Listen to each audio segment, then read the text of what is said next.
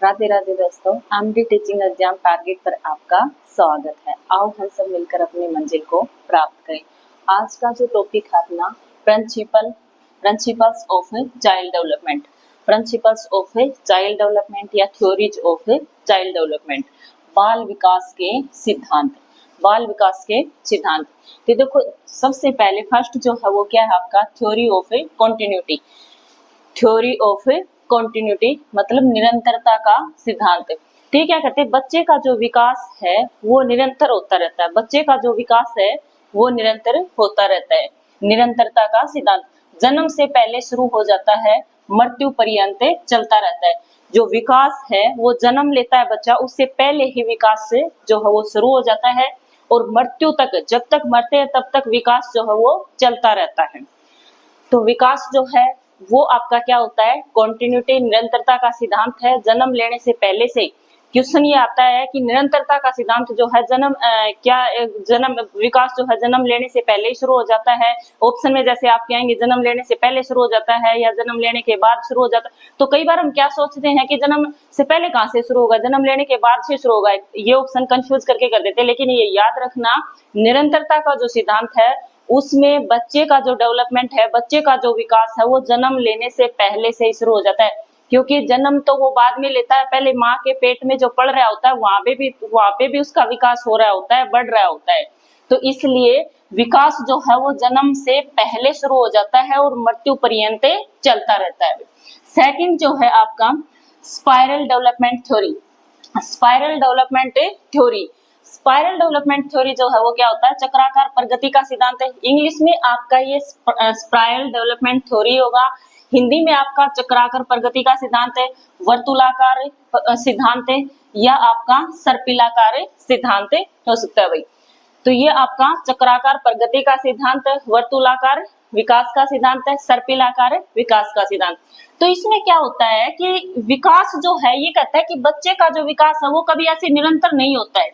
निरंतर नहीं होता है कि वो हमेशा एक जैसा ही बढ़ता रहेगा, एक जैसा ही विकास से चलेगा। जैसे निरंतरता का मतलब ये था कि विकास जो है वो जन्म लेने से पहले ही, जैसे माँ के पेट में होते तब से ही शुरू हो जाता है, जब तक मरते हैं तब तक चलता रहता है। निरंतरता का मतलब ये था। अब ये कहता है सर्पिलाकार। सर्पिलाकार का मतलब क्या होता है कि बच्चे का जो विकास है वो आपका इस टाइप में, सर्पिलाकार एक गोले के आकार में होता है। कभी धीरे हो जाएगा, कभी तेज हो जाएगा, कभी धीरे हो जाएगा, फिर तेज हो जाएगा, फिर तेज, फिर धीरे।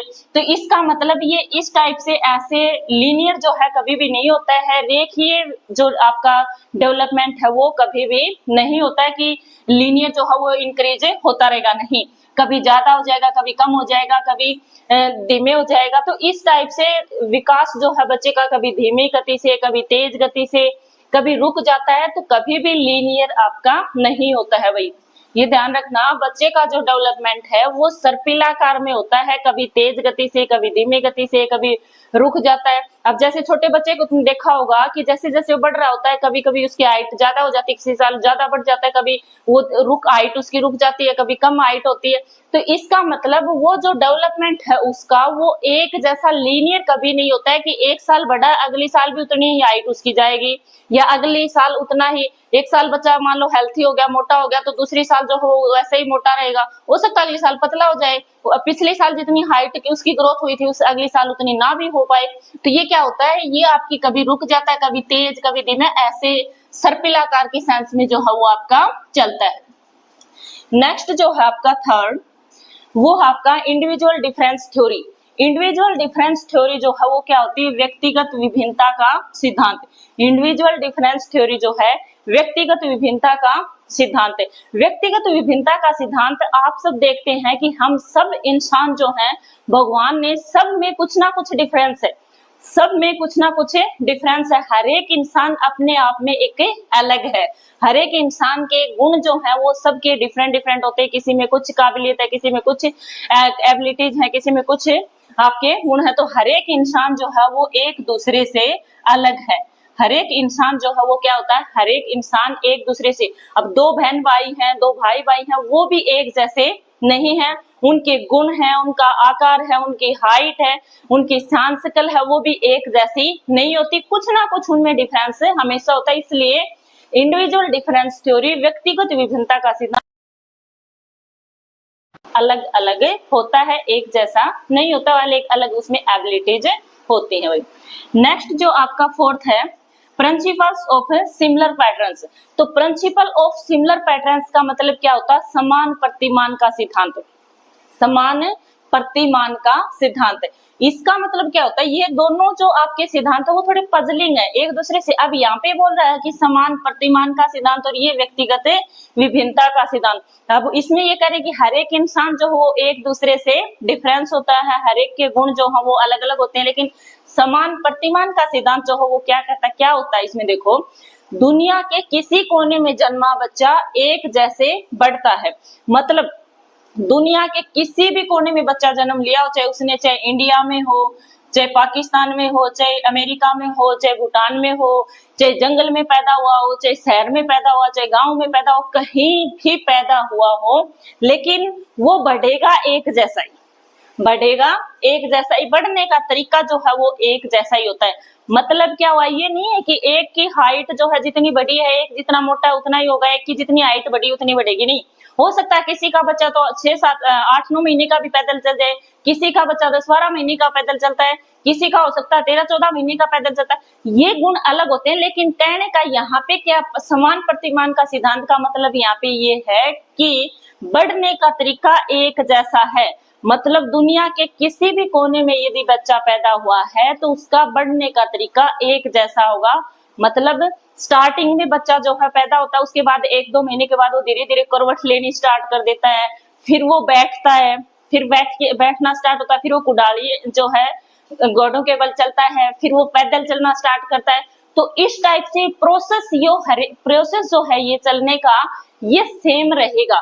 वो बच्चा चाहे कहीं भी पैदा हो, चाहे इंडिया में पैदा हुआ हो, चाहे पाकिस्तान में पैदा हो, चाहे चाइना में हो, कहीं भी पैदा हुआ हो, चाहे गांव में पैदा हुआ हो, चाहे शहर में हो, कहीं भी कैसे भी इन्वायरमेंट में हो, उसका बढ़ने का जो तरीका है, जो ढंग है वो एक जैसा है।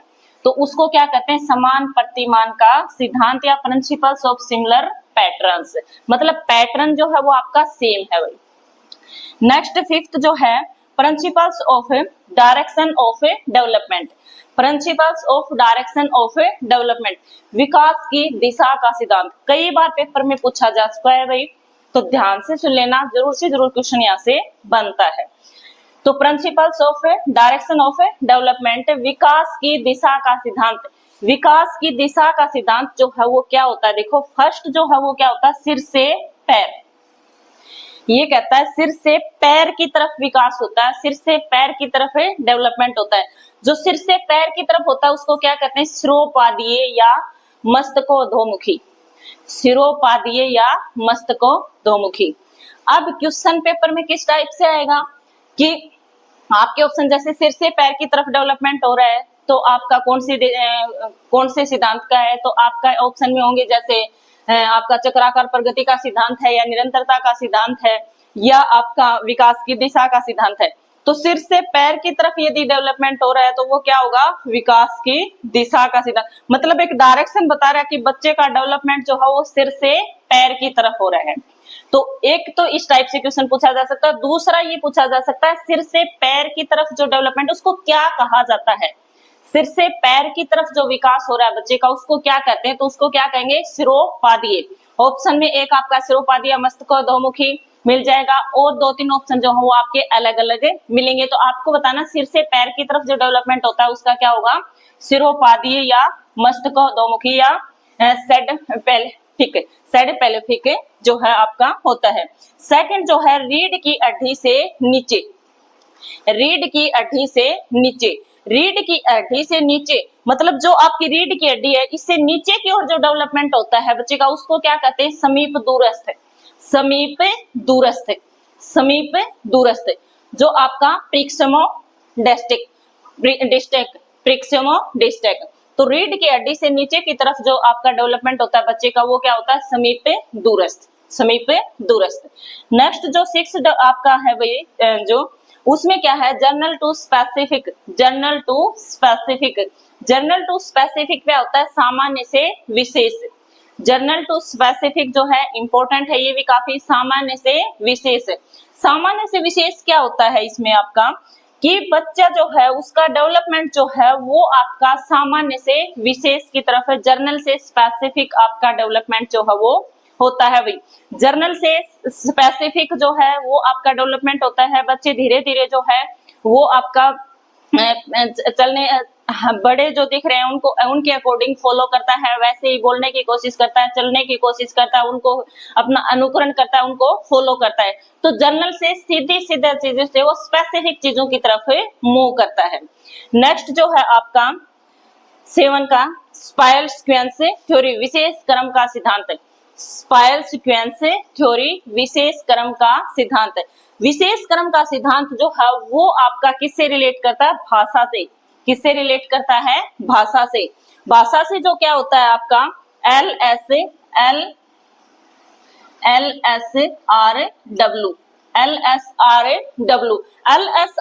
का क्या मतलब होता है? L का मतलब होता है लिसनिंग, सुनना। S का मतलब है स्पीकिंग, बोलना। और R का मतलब रीडिंग और W का मतलब है राइटिंग। मतलब क्या होता है कि बच्चा जो है वो इस सेंस में पढ़ना स्टार्ट करता है LSRW। सीक्वेंस याद कर लेना भाई, बच्चा जो है वो आपका जर्नल टू स्पेसिफिक, सामान्य से विशेष की तरफ इस सीक्वेंस में पढ़ना स्टार्ट करता है। सबसे पहले बच्चा जो है वो क्या करेगा? लिसन करेगा, सुनेगा। छोटा बच्चा है वो सबसे पहले क्या करना स्टार्ट करता है? जैसे हम उसको खिलाते हैं, खिलाने के लिए होते हैं तो सुनने की कोशिश करता है। सुनना सबसे पहले क्या करता है? सुनता है, लिसनिंग। उसके बाद वो जैसे जैसे फोकस करके स्पीकिंग, बोलने की कोशिश करता है। जैसे जैसे वो सीखता जाता है तो क्या करने की कोशिश करता है? बोलने की कोशिश करता है, स्पीकिंग की। उसके बाद वो रीडिंग करेगा। उसके बाद वो क्या करेगा? रीडिंग। और उसके बाद राइटिंग। ये जो है आपका जर्नल टू स्पेसिफिक है। सबसे पहले लिसन करेगा, उसके बाद स्पीकिंग, उसके बाद रीडिंग और उसके बाद राइटिंग। LSRW ये होता है इसका एक सीक्वेंस है। लेकिन मॉन्टेसरी जो है, मॉन्टेसरी का जो स्किल है उसमें इसके अपोजिट दे रखा। अपोजिट का मतलब कैसे? नॉर्मल जो है आपका जर्नल टू स्पेसिफिक में क्या होता है? LSRW, शॉर्ट में लर्न कर लेना LSRW। L listening, S speaking, R reading, W writing. तो नॉर्मल ये होता है, लेकिन जो मॉन्टेसरी की स्किल है उसके अकॉर्डिंग क्या होता है? LSAWR। मतलब ये लास्ट के जो दो हैं आपके रीडिंग और राइटिंग, इनका सीक्वेंस जो है वो चेंज हो जाता है। तो मॉन्टेसरी के अकॉर्डिंग स्किल, आपके मॉन्टेसरी की स्किल के अकॉर्डिंग अगर पूछा जाता है तो वहां पे क्या हो जाता है? वो सबसे पहले कहते हैं कि बच्चा जो है लिसनिंग करता है, फिर स्पीकिंग करता है और फिर राइटिंग जो आपका राइटिंग का काम है वो करता है और उसके बाद रीडिंग करता है। लेकिन नॉर्मल अगर देखा जाए तो उसमें कहते हैं कि पहले सुनता है, फिर बोलता है और फिर उसके बाद रीड करता है और फिर आपका राइटिंग का काम जो है वो करता है भाई। तो इस टाइप से ये 5-6 थे, एक तो और रहते हैं वो नेक्स्ट क्लास में जो इसमें करेंगे।